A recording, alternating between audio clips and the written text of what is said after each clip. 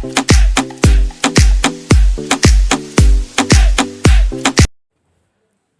everyone and welcome to Amazing Facts. This is our 13th part of BIS 2000 video for all competitive exam. So watch carefully and let's start lecture today. आज का पहला question 94 number, Kalpakkam के fast breeder test reactor में निम्न में से कौन सा शीतलक के रूप में प्रयोग लाया जाता है? फास्ट ब्रीडर टेस्ट रिएक्टर, इसका आंसर गलित सोडियम होगा। कल्पक्कम जो मैप्स मैप्स, ठीक है, MAPS कल्पक्कम के लिए याद रखने के लिए मैप्स को याद रखिएगा। मैप्स का full form Madras atomic power station, कहाँ है तो मद्रास में, और ये कल्पक्कम एक जगह का नाम है जो मद्रास में है और इसका पूरा नाम होगा मद्रास एटॉमिक पावर स्टेशन। अब यहाँ पे एक वर्ड आता है फास्ट ब्रीडर टेस्ट रिएक्टर, इसका मतलब क्या होता है? Fast breeder test reactor, a breeder reactor is a nuclear reactor, एक न्यूक्लियर रिएक्टर है that generates more fissile material than its consume. ये एक ऐसा ब्रीडर रिएक्टर है जो उन नाभिक के रिएक्टर को कहते हैं, उन नाभिक के रिएक्टर को कहा जाता है जो जितना विखंडनीय पदार्थ खर्च करते हैं, यानी फिसाइल मटेरियल को खर्च करते हैं, उससे अधिक उत्पादन करते हैं, ठीक है, उससे अधिक उत्पादन करते हैं। जैसे कि a breeder reactor is a nuclear reactor that generate more fissile material than it consume, जितना ये कंज्यूम करते हैं उससे ज़्यादा ये उत्पादन करते हैं। कल्पक्कम जो कि मद्रास में एक पावर प्लांट है, इसका स्थापना 1983 ईस्वी में हुआ था, जिसका कैपेसिटी 470 मेगावाट है, 470 मेगावाट। कल्पक्कम में मद्रास एटॉमिक पावर स्टेशन का स्थापना कल्पक्कम में 1983 ईस्वी में हुआ था, जिसका कैपेसिटी 470 मेगावाट है और इसमें फास्ट ब्रीडर टेस्ट रिएक्टर लगा हुआ है। इसका मतलब है कि इसमें श्रृंखलागत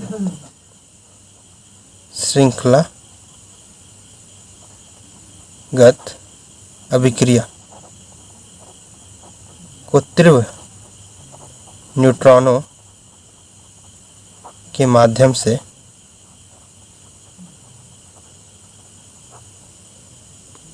निरंतर जारी रखा जाता है। इसमें श्रृंखलागत अभिक्रिया के तीव्र न्यूट्रॉनों के माध्यम से, मतलब न्यूट्रॉन का एक श्रृंखला बनता है और इसे निरंतर जारी रखा जाता है। इसके अपेक्षा ताप रिएक्टर में इसमें विखंडित न्यूट्रॉनों की संख्या इसमें से अधिक होती है, माने ताप रिएक्टर में कम होगा न्यूट्रॉनों की संख्या, विखंडित न्यूट्रॉनों की संख्या ताप रिएक्टर से फास्ट ब्रीडर रिएक्टर में ज़्यादा होता है। दूसरा पॉइंट, इसमें यूरेनियम का प्रयोग ज़्यादा होता है, 60 से 70 गुना ज़्यादा होता है। फास्ट ब्रीडर टेस्ट रिएक्टर का उपयोग करने से रेडियोधर्मिता का उत्सर्जन कम होता है और फास्ट ब्रीडर रिएक्टर में शीतलक के रूप में गलित सोडियम का उपयोग होता है, लेकिन ताप रिएक्टर में जल का प्रयोग किया जाता है। और फास्ट ब्रीडर टेस्ट रिएक्टर का रूपरेखा फ्रांस के रैपसोडी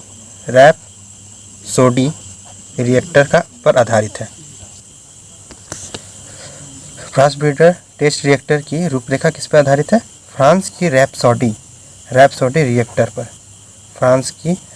रिएक्टर पर आधारित है। नेक्स्ट क्वेश्चन 95 नंबर, आधुनिक टेलीफोन उपयोग करता है किस टाइप का वेव को टेलीफोन उपयोग करता है? इसका आंसर रेडियो वेव्स होगा। ठीक है, टेलीफोन जो है वो रेडियो वेव्स का उपयोग करता है। और टेलीफोन का खोज किसने किया था? तो उसका उत्तर अलेक्जेंडर ग्राहम बेल ने। साउंड वेव्स यानी ध्वनि तरंग, ये अनुप्रस्थ तरंग होती हैं। अनुदैर्ध्य तरंगे, अनुदैर्ध्य तरंगे होती हैं, जबकि प्रकाश अनुप्रस्थ तरंग होती हैं। अनुप्रस्थ तरंग होती हैं। प्रकाश जो है अनुप्रस्थ तरंग और ध्वनि अनुदैर्ध्य तरंग होती हैं। और वायु में ध्वनि की चाल, वायु में ध्वनि की चाल होती है आपकी 332 मीटर पर सेकेंड। और आपका जल में ध्वनि की चाल होती है 1483 मीटर पर सेकेंड। और लोहे में जो होती है वो होता है आपका 5130 मीटर पर सेकेंड। इसमें सबसे ज़्यादा इंपॉर्टेंट ये है, वायु में ध्वनि की चाल क्या होती है? 332 मीटर पर सेकेंड। इसके लिए 330 मीटर पर सेकेंड भी लिख सकते हैं, 331 मीटर पर सेकेंड भी दिया जा सकता है। तो जो इसके निकटतम रहेगा उसको आंसर टिक किया जाता है। वायु में ध्वनि की चाल 332 मीटर पर सेकेंड। Next question 96 number. हीरा अप्रूफ है किसका अप्रूफ है? तो ये कार्बन का अप्रूफ है। कार्बन का 3 अप्रूफ होता है, हीरा, ग्रेफाइट और बकमिस्टर फ्लोरीन, जिसको C60 के नाम से भी जाना जाता है। हीरा का प्राकृतिक स्रोत किम्बरलाइट पत्थर होता है। हीरा ताप का और विद्युत का कुचालक होता है। रंगहीन हीरे आभूषण बनाने में काम आता है। जो काला हीरा होता है, जिसे बोट नाम से जाना जाता है, बोट नाम से जाना जाता है, या कार्बोनेडो, इन्हें चट्टानों में छेद करने और अन्य पत्थरों को पालिश करने का काम आता है। चट्टानों को छेद करने और पत्थरों को पालिश करने का काम काला हीरा का काम होता है, जिसे बोट या कार्बोनेडो भी कहा जाता है। और हीरे की संरचना चतुष्फलकीय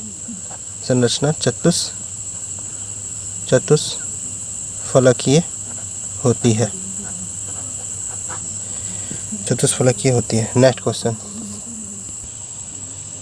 97 नंबर क्वेश्चन। हाइड्रोजन के एक परमाणु का ग्राम भार क्या है? इसका आंसर बी ऑप्शन 1.66 × 10⁻⁻24 होता है। इसका मतलब है कि 1 मोल ऑफ हाइड्रोजन एटम्स 6.022 × 10⁻⁻23 वे 1 ग्राम। मतलब 1 मोल हाइड्रोजन एटम में 1 ग्राम वेट होता है। और एक हाइड्रोजन एटम वेट में 1.66 × 10⁻⁻24 ग्राम भार होता है। हाइड्रोजन का जो डिस्कवरी था वो हेनरी कैवेंडिश ने किया था, लेकिन इसका नाम यानी नामकरण एंटोनी लेवोजियर ने किया था। हाइड्रोजन जो है हमारे पीरियोडिक टेबल के SPDF में से S ब्लॉक से संबंधित है। और हाइड्रोजन को भविष्य का ईंधन भी कहा जाता है। भविष्य का ईंधन किसे कहा जाता है? हाइड्रोजन को कहा जाता है। हाँ, और हेनरी कैवेंडिश ने 1766 ईस्वी में इसकी खोज की थी। 1766 ईस्वी में। हाइड्रोजन का उपयोग हैबर विधि में अमोनिया के उत्पादन में होता है। अमोनिया के उत्पादन में किया जाता है।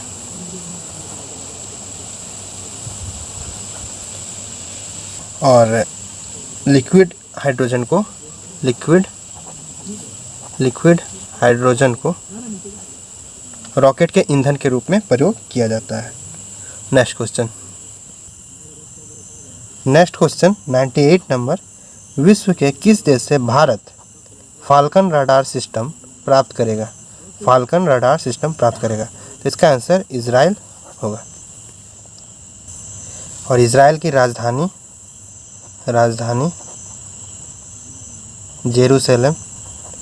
जेरूसलम है। और इनकी ऑफिशियल लैंग्वेज है हिब्रू। ये लैंग्वेज है, ऑफिशियल लैंग्वेज हिब्रू है। और आपका प्राइम मिनिस्टर बेंजामिन नेतान्याहू, और इनकी करेंसी न्यू शकील है। करेंसी न्यू शकील है। Next question 99 number. संगीत यंत्र तबला का आविष्कार निम्न में से किस एक ने किया था? इसका आंसर अमीर खुसरो होगा। अमीर खुसरो का मूल नाम मोहम्मद हसन था।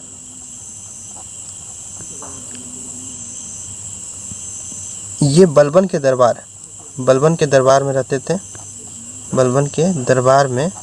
रहते थे। और इनके साथ में फारसी के प्रसिद्ध कवि अमीर हसन भी रहा करते थे। अमीर हसन भी बलबन के दरबार में रहा करते थे। और अमीर खुसरो का जन्म पटियाली यानी कि यूपी के बदायूं के पास में 1253 ईस्वी में हुआ था। 1253 ईस्वी में हुआ था। अमीर खुसरो का जन्म पटियाली यूपी के बदायूं में 1253 ईस्वी में हुआ था। और इन्हें खुसरो प्रसिद्ध सूफी संत शेख निजामुद्दीन औलिया के शिष्य भी थे। इनका मतलब गुरु कौन था? खुसरो प्रसिद्ध सूफी संत शेख निजामुद्दीन औलिया।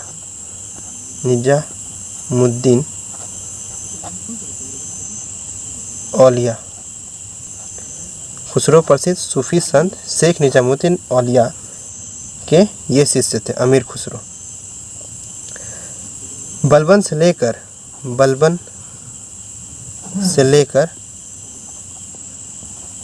तुगलक तक के दिल्ली सुल्तानों के दरबार में ये रहे थे। इन्हें भारत का तोता यानी तूतीय हिंद के नाम से भी जाना जाता है। यहाँ पर जितनी जानकारी अमीर खुसरो के बारे में ही दी जा रही है। भारत का तोता अमीर खुसरो को ही कहा जाता था। तूतीय हिंद भी उन्हें ही कहा जाता था। और सितार एवं तबले का श्रेय अमीर खुसरो को जाता है। सितार एवं तबला दोनों का श्रेय अमीर खुसरो को ही जाता है। नेक्स्ट क्वेश्चन 100 नंबर, और ये आज का लास्ट क्वेश्चन भी है। और बूट लैंगिंग किसे कहते हैं? तो इसका आंसर सी ऑप्शन, शराब का अवैध व्यापार, शराब का इलीगल बिजनेस, शराब का। बस आज का वीडियो यहीं पर समाप्त होता है।